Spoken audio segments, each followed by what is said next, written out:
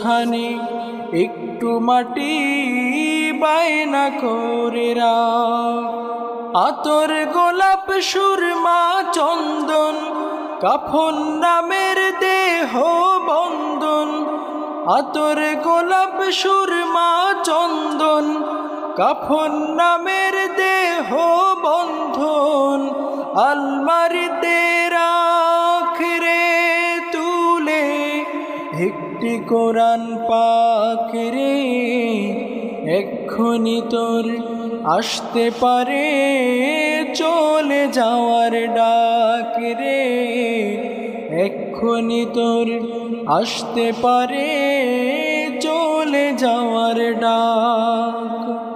গোরস্থানে একটু মাটি বায়না করে রাখ রে। গোরস্থানে